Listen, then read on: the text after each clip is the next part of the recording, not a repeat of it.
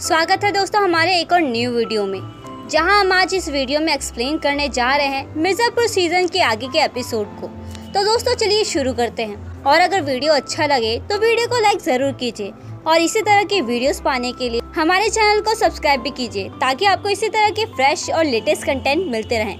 तो इस एपिसोड की शुरुआत में हम देख पाते हैं कि रॉबिन जो है पंडित जी से मिलने के लिए जेल पहुंचता है, जहां वो उनसे गुजारिश करता है कि वो अपने लिए केस लड़ें। लेकिन पंडित जी कहते हैं कि वो यहीं पर खुश हैं और वो मेरे घर का ख्याल रखें क्योंकि तुम एक अच्छे लड़के हो। वहीं दूसरी तरफ हम देख पाते हैं कि त्रिपाठी जी को होश आ चुका था, मतलब ये है कि वो कोमा से बाहर आ चुके थे। तो कालीन भैया के दिमाग में सबसे पहले सवाल यही है कि आखिर शरद ने उन्हें क्यों बचाया, जिस पर कि शरद उनसे कहता है कि मेरे पास सिर्फ दो रास्ते थे, पहला कि मैं गुड्डू भैया को मार दूं या फिर तुम्हें बचा लूं, इसलिए मैंने दूसरा वाला ही रास्ता चुना और मैंने आपको बचा लिया। यहाँ शत्रुघ्न उर्फ छोटे जो है वो गोलू के पास कॉल करता है। यहाँ पर गोलू जो है वो कहती है कि जो कुछ भी हुआ था उसमें आपकी गलती बिल्कुल भी नहीं थी, क्योंकि छोटे जो है वो उसके प्यार में था, जिस वजह से ही वो मारा गया था। तो यहाँ पर छोटे जो है वो गोलू से कहता है कि जो कुछ भी हुआ था उसमें तुम्हारी गलती थी, इसलिए अब वो बच कर रहे।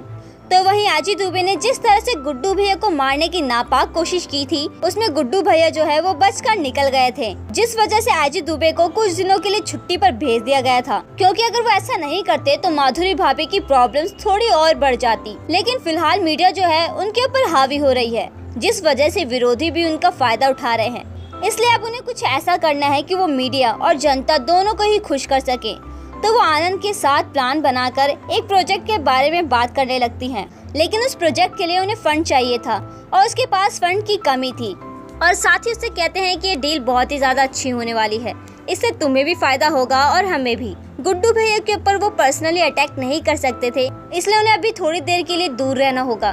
तो शरद जो है वो माधुरी भाभी को लाला के बारे में बताता है, जो कि जेल में बंद है। वो कहता है कि अगर लाला हमसे हाथ मिला ले तो फिर से बिजनेस शुरू हो सकता है, फंड की भी कोई कमी होने वाली नहीं है।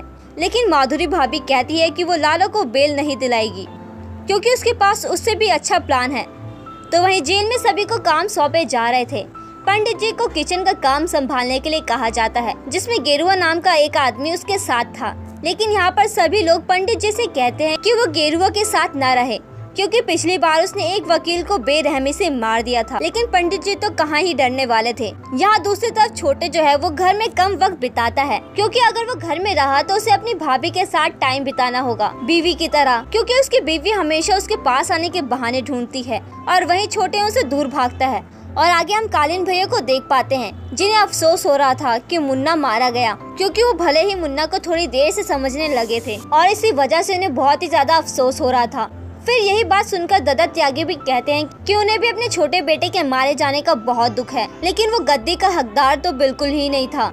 जबकि छोटे तो ये सारी बातें सुन रहा था और उसे बुरा भी लग रहा था। और यहाँ गोलू जो है वो कालीन भैया की इंफॉर्मेशन जुटाने में लगी है।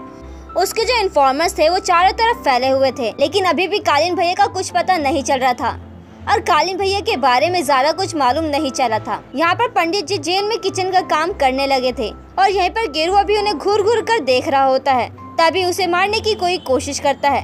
तो यहाँ पर गेरुआ उसे मार गिराता है, जिसके बाद गेरुआ जो है पंडित जी के पास आता है और वो कहता है कि सारे वकील एक जैसे नहीं होते, मुझे मालूम है कि आप अच्छे हैं और मेरा काम अगर कोई कर सकता है तो वो आप ही हैं। यहाँ पर गेरुआ अपनी स्टोरी बताता है। वो कहता है कि मेरी एक 9 साल की बच्ची थी, लेकिन कुछ बड़े लोगों ने मेरे 9 साल की बच्ची के साथ दुष्कर्म किया, जिस वजह से मैंने उन सभी को मार दिया। लेकिन अभी भी बहुत सारे लोग बच गए हैं और अगर वो जेल से बाहर नहीं निकला तो वो मेरी फैमिली को भी मार देंगे, इसलिए मैं चाहता हूँ कि आप मेरा केस लड़ें। और यहाँ पर हम जानते हैं कि पंडित जी जो है वो हमेशा सच्चाई का ही साथ देते हैं, इसलिए वो मान भी जाते हैं। यहाँ पर लाला के पास फिर से शरद का कॉल आता है और वो अपनी अफीम के व्यापार के बारे में बात करता है, लेकिन लाला कहता है कि अगर उसे बेल मिल गई तो उसका काम भी चालू हो जाएगा। तो यहाँ पर लाला की सिर्फ एक ही डिमांड है कि उसे बेल मिल जाए। और अगर बेल मिल जाती है तो 50% की पार्टनरशिप वो शरद के साथ करेंगे। अगले दिन पंडित जी की पत्नी उनसे मिलने के लिए आती है और यहाँ पर उनसे भीख मांगती है कि वो अपने लिए केस लड़ ले, क्योंकि जो कुछ भी हुआ है उसमें आपकी कोई भी गलती नहीं थी, इसलिए आपको एक बार अपना केस लड़ना चाहिए। और वो उनकी बात मान भी जाते हैं और वो कोर्ट में बताते हैं कि उन्होंने क्या किया था। यहाँ पर जो कुछ भी इंसिडेंट हुआ था उन्होंने सब कुछ बता दिया था। तो कोर्ट यहाँ पर उन्हें केस लड़ने की इजाजत दे देती है, जिसके बाद कटघरे में यहाँ पर पंडित जी एस एस मौर्य की पत्नी को बुलाते हैं। दरअसल में एस एस मौर्य की पत्नी का कहना ये था कि पंडित जी जो है वो एस एस मौर्य को ब्लैकमेल कर रहे थे, लेकिन यहाँ पर पंडित जी उनसे सवाल करते हैं। वो उनसे कहते हैं कि मैं आपके घर कितनी बार आया था, तो यहाँ पर वो कहती है कि लगभग 10 से 12 बार। तो पंडित जी कहते हैं कि अगर कोई ब्लैकमेल कर रहा होता तो आपके पति इस तरह से उसे घर में बुलाकर चाय नहीं पिलाते। और फिर वहीं थोड़ी देर में कोर्ट में यहाँ पर आईजी साहब भी आ जाते हैं, जो कि पंडित जी की पूरी तरह से खिलाफ थे। और आईजी दुबे को यहाँ पर माधुरी भाभी ने भेजा था और वो यहाँ पर बयान देते हैं और पंडित जी यहाँ पर फंसते चले जाते हैं। पंडित जी कहते हैं कि वो अपना केस ईमानदारी से लड़ेंगे, चाहे जो कुछ भी हो। और इन सभी बातें को सुनकर जज साहब कहते हैं कि वो इस पर अगले हफ्ते बयान देंगे। अब यहाँ पर जेल में लाला से मिलने के लिए उसकी बेटी शबनम आती है। शबनम को यहाँ पर लाला बताते हैं कि वो लोग शरद के साथ हाथ मिला रहे हैं और आगे का बिजनेस वही संभालेगा। लेकिन यहाँ पर शबनम कहती है कि शरद जो है वो विश्वास करने लायक आदमी नहीं है। अगर आपको बिजनेस करना ही है तो बिजनेस गुड्डू पंडित के साथ करेंगे, जिस पर कि लाला भी मान जाता है। और लाला यहाँ पर शबनम को उसका नंबर दे देता है। शबनम तुरंत ही उसे मिलाने के लिए पहुँच जाती है। तो वही डिम्पी रॉबिन से कहती है कि इस घर में सभी लोग अपनी अपनी मनमानी करते हैं। पहले भैया और पापा ने दोनों ने की, और अब मैं चाहती हूँ कि हम भी अपनी मनमानी करें और अपनी लाइफ जी लें। तो अब यहाँ पर गोलू जब अपने घर पहुँचती है तो वो देखती है कि शबनम उसके घर पे आई हुई है और गोलू शबनम को कुछ ज्यादा खास पसंद नहीं करती। वही हम देख पाते हैं कि शबनम जो है वो अपने फिल्म के बिजनेस के बारे में बात करने आई थी, लेकिन गुड्डू भैया ने तो साफ मना कर दिया था कि वो उनके साथ बिजनेस नहीं करेंगे। जिस पर शबनम कहती है कि आपके साथ बिजनेस ना किया जाए तो वो लोग शरद के साथ बिजनेस करेंगे, जिस पर कि यहाँ पर गुड्डू भैया मान जाते हैं और उन्हें इस डील के लिए आज रात ही काठमांडू के लिए निकलना था, जहाँ पर कि गुड्डू भैया और शबनम दोनों ही जाने वाले थे। गोलू यहीं पर रहने वाली थी। तो गुड्डू भैया और शबनम जो है वो काठमांडू के लिए निकल जाते हैं। वहाँ पर पहुँचने के बाद गुड्डू भैया वहाँ के डीलर से बात करते हैं। वो दरअसल में बहुत ही बड़ा आदमी होता है और यहाँ पर गुड्डू भैया उसे इम्प्रेस करके इस डील को अपने कब्जे में कर लेते हैं। यहाँ पर डील कंप्लीट हो जाने के बाद गुड्डू भैया सारी बातें गोलू को बताते हैं और वो गोलू से ये भी कहते हैं कि वो लोग कल सुबह ही पहुँच जाएंगे। आज रात वो यहीं पर रुकने वाले हैं। और रात को शबनम उसके पास आती है और खाने के लिए ऑफर करती है। रात को जब गोलू सो जाती है तभी उसके इन्फॉर्मर का एक उसके पास कॉल आता है और वो उसे कालीन भैया के बारे में बताता है। ये सुनने के बाद यहाँ पर गोलू तुरंत ही गुड्डू भैया के पास कॉल करती है, लेकिन गुड्डू भैया तो शबनम के साथ खाना खाने में बिजी थे, इसलिए वो यहाँ पर गोलू का फोन नहीं उठा पाते हैं और वही दोनों आज रात एक साथ ही बिताते हैं। यहाँ पर गोलू को समझ में नहीं आ रहा था कि आखिर उसे आगे क्या करना है और वहीं पर हम देख पाते हैं कि उस इन्फॉर्मर के साथ छोटे मिला हुआ है और छोटे ने ही ये सारी प्लानिंग रची है। तो इस अटैक प्लान के साथ गोलू अकेले ही निकलती है और सबसे पहले वो रॉबिन के पास जो पैसे थे वो सारे पैसे ले लेती है और तुरंत ही अपने अड्डे पर पहुंचती है जहां पर कि उसके बहुत सारे लोग शामिल थे। यहाँ पर वो उन्हें पैसे देकर उनको अपने साथ ले लेती है और अटैक करने के लिए वो तुरंत ही सनाम की तरफ निकल जाती है, जहाँ पर कि कालीन भैया को छुपा कर रखा गया था। ये लोग चोरी छुपे अंदर घुसना शुरू कर देते हैं, जहाँ पर कि ज्यादा सिक्योरिटी नहीं थी।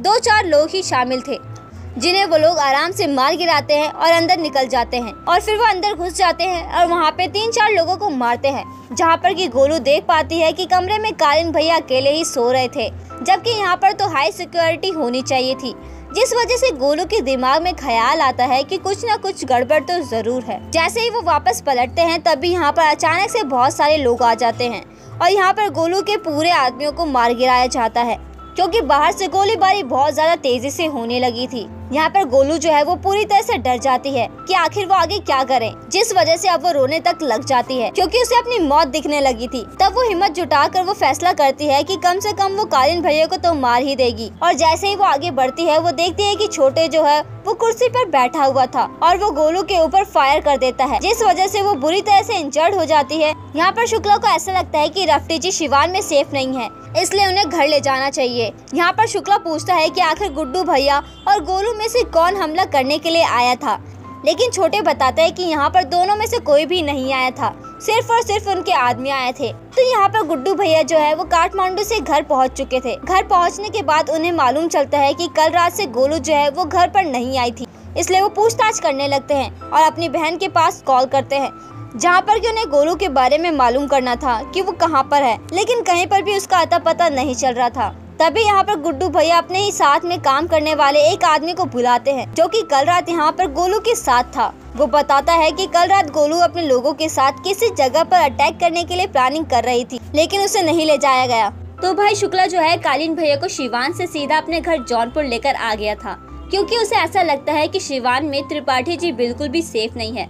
तब यहाँ पर शुक्ला के पास एक कॉल आता है कि गुड्डू भैया जो है वो मिर्जापुर से जौनपुर की तरफ निकल चुके हैं और वो काफी ज्यादा गुस्से में भी लग रहे थे, जिस वजह से उन्हें ऐसा लगता है कि शायद कालीन भैया के बारे में उन्हें मालूम चल गया है, जबकि बात ऐसे नहीं थी, क्योंकि यहाँ पर गुड्डू भैया कालीन भैया के बारे में नहीं जानते थे, बल्कि वो गोलू के बारे में पूछने आए थे। और यहाँ पर गोलू के बारे में शुक्ला को कुछ भी नहीं मालूम है। वो कहता है कि अगर उसके पास गोलू होती तो वो उसको कब की दे चुका होता, और अगर गोलू को मार दिया होता तो तुम्हें वो लोग जौनपुर में कदम भी रखने नहीं देते। तो यहाँ पर गुड्डू भैया जो है वो कहते हैं कि मिर्जापुर की गद्दी पर कोई बैठे या फिर ना बैठे, लेकिन वो वादा करता है कि कोई शुक्ला मिर्जापुर की गद्दी पर नहीं बैठने वाला।